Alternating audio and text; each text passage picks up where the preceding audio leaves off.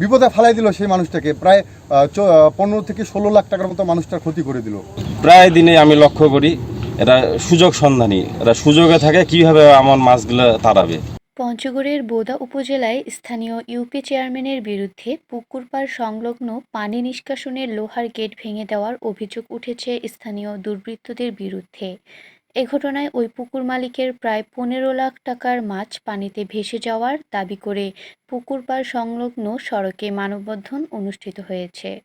সোমবার 15 জুলাই দুপুরে ভুক্তভোগীসহ সকল এলাকাবাসীর ব্যানারে বোদা উপজেলার চন্দনবাড়ি ইউনিয়নের মদনহার এলাকায় মদনহার কামাতপাড়া সড়কের একপাশে দাঁড়িয়ে ঘণ্টাব্যাপী মানববন্ধন অনুষ্ঠিত হয়।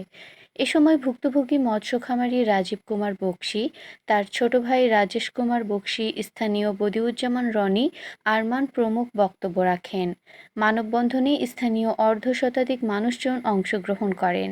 মানববন্ধনে ভুক্তভোগী মৎস্য খামারি রাজীব কুমার বক্সী সহ বক্তারা অভিযোগ করে বলেন, দীর্ঘদিন ধরে 9 একর জমিতে থাকা পুকুরটিতে মাছ চাষ করে আসছিলেন রাজীব কুমার বক্সী।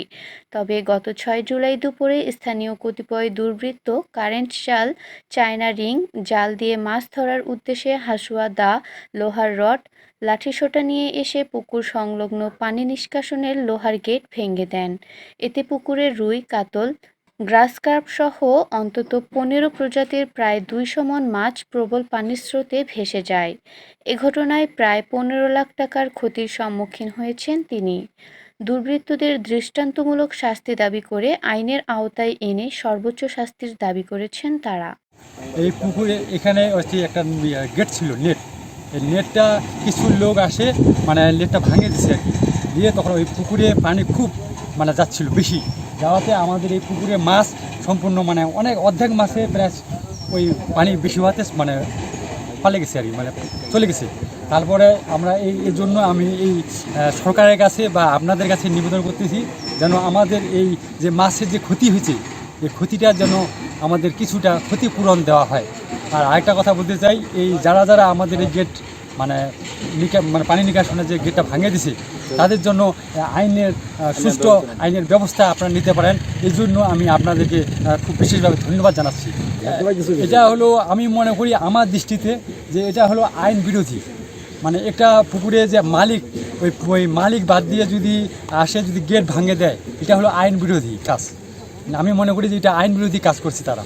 যে একটা মানুষ, তার একটা বড় একটা মাছের খামার আছে, এই খামারে আমি কিভাবে তাকে একটা বিপদে ফেলাই দিল সেই মানুষটাকে। প্রায় 15 থেকে 16 লাখ টাকার মতো মানুষটার ক্ষতি করে দিল, তাকে সেই মানুষটাকে নিঃস্ব করে দিল, পঙ্গু করে।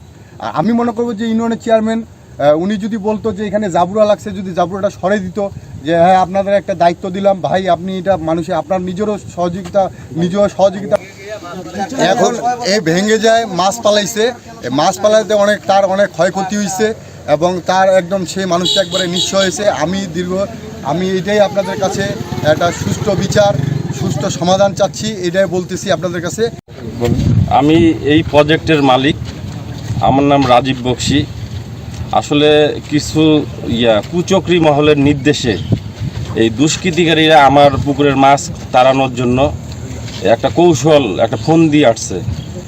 এরা হচ্ছে কারেন্ট জাল, রিং জাল ব্যবহার করে। কারেন্ট জাল, রিং জাল ব্যবহার করে এরা মাছ নিধন করে। এই কারণে আমি প্রায় দিনে আমি লক্ষ্য করি এরা সুযোগ সন্ধানী, এরা সুযোগে থাকে কিভাবে আমার মাছগুলো তাড়াবে। তো একদিন আমি এই যে গত যেই দিনটা অকারেন্স ঘটছে, ওই দিন আমি সারা রাত ছিলাম পুকুর পাড়ে থাকা অবস্থায়। আমি যখন বাসায় চলে যাই, তারপরে এই ঘটনা ঘটছে। আমার যে পানি নিষ্কাশনের যে ব্যবস্থাটা ছিল, টোটালি ভেঙে দিছে লোকজন দিয়ে। এই যে দুষ্কৃতিকারীরা, তাদের নাম আছে, তারা হাসান, মিঠুন, তারপর নুজ্জামান, আরও অনেকেরা আছে। সব নামগুলো আমার মনে নেই অতটা। তো এইগুলা আমি ক্রমান্বয়ে আপনাদেরকে দিব, আমার সংগ্রহের মধ্যে আছে। এতে আমার মোটামুটি না হলেও 15-16 লাখ টাকার মাছের ক্ষয়ক্ষতি হয়েছে।